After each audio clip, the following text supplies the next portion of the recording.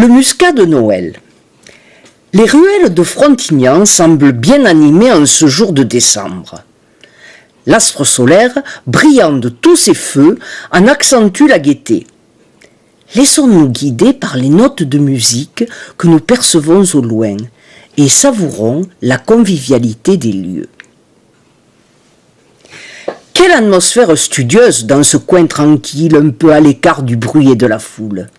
Des enfants, la plupart en sarrau d'écolier, entourent Mireille et l'écoutent attentivement raconter le Tour de France par deux enfants, c'est-à-dire les aventures d'André et de Julien, deux frères orphelins, obligés pour rester français de quitter leur village lorrain natal, car celui-ci est devenu allemand suite à la défaite de 1871. Leur voyage initiatique va ainsi leur permettre, ainsi qu'aux jeunes lecteurs, de découvrir la France entière, et peu à peu la vie pratique, l'instruction civique et la morale. Les enfants sages méritent d'être récompensés, et la conteuse n'a pas oublié d'apporter quelques friandises dont se régaleront ses petits auditeurs. Non loin de là, Lucien le quincaillier est venu à l'atelier de Jean-Paul pour faire réparer sa bicyclette, véhicule indispensable pour se rendre d'un bout à l'autre du village sans perdre de temps. Camille aimerait bien que les roues du landau de son bébé retrouvent leur souplesse d'antan. Le maître des lieux trouvera certainement la solution adéquate. Sur la placette voisine, Albert et son ami Guy, fleuron de la nation gardiane, échangent des nouvelles. Le tonnelier se réjouit de la qualité du muscat auquel ces tonneaux vont servir d'écrin. D'après ce que j'ai entendu dire à la cave coopérative, les vignerons pensent que ce sera une année exceptionnelle, un grand cru. De toute façon, le muscat de Frontignan est un divin nectar. Pas étonnant qu'Hercule ait voulu en boire jusqu'à la dernière goutte, d'où notre fameuse bouteille torsadée. Les fleurs sont un élément indissociable de la fête. Nano et une amie sont fascinés par l'étal de la fleuriste, dont les magnifiques couleurs pourraient inspirer un peintre. Lesquelles prendre ? Il n'y a que l'embarras du choix. Ils finiront bien par se décider. L'animation règne de l'autre côté de la rue, où les clientes se pressent chez l'écalier et son voisin le marchand de fruits et de légumes. Sous le regard bienveillant de Coco, Bisou ne chôme pas. Il ne cesse d'ouvrir les huîtres, tandis que son employé s'affaire à peser des coquillages. Il y a tant de monde à satisfaire. Alain de Frontignan est déjà en train d'en déguster. Elles sont vraiment délicieuses, goûteuses à souhait. Un filet de citron et c'est le paradis. Tu devrais te laisser tenter. Pas de problème pour la ligne, dit-il à son ami qui est venu le saluer. Regarde Maurice et Claude, je me demande comment ils peuvent parler littérature dans tout ce brouhaha. Ils sont dans leur univers, rien ne peut les distraire. Passion, quand tu nous tiens. Tu as vu qui arrive ? Bonjour Stéphanie, quelle odeur alléchante. Je veux parler de celle de ton pain, bien sûr, plaisante-t-il. Le maraîcher est lui aussi très occupé.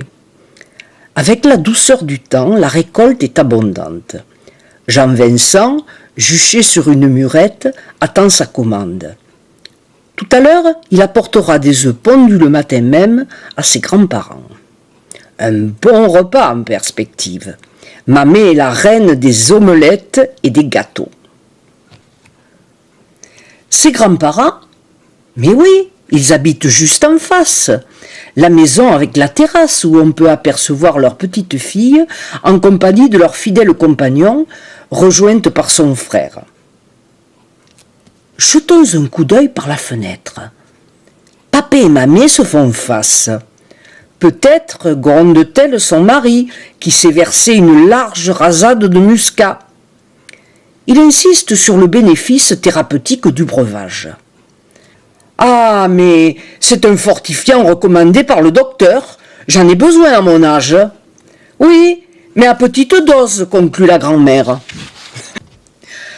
Voilà le courrier, crie Daniel, pour réussir à se faire entendre. Cessez de vous disputer. Il y a des choses plus intéressantes à faire. Regardez plutôt le défilé de la commanderie des Torsades. Les chevaliers de la Muscarole ont fière allure, avec leur tenue vieil or, inspirée des robes que portaient les consuls de la ville au XVIIe siècle, et leurs coiffes. Quelle prestance! Ah, des jeunes gens portent le tonnelet. Cela fait plaisir à voir, la relève est assurée. Mais où vont-ils?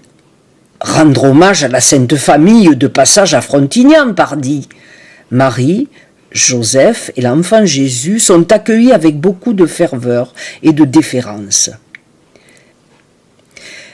Tels les rois mages en cortège, les chevaliers de la Muscarole se dirigent vers eux pour leur offrir du muscat dont la sublime couleur ensoleillée rappelle l'or apporté par Melchior. Jeannot et René accompagnent avec talent et entrain les danseurs avec le hautbois et le tambour. La danse des treilles, chère aux régions viticoles, réjouit l'assistance et accentue encore l'atmosphère joyeuse de convivialité et de partage. L'esprit de Noël est bien présent.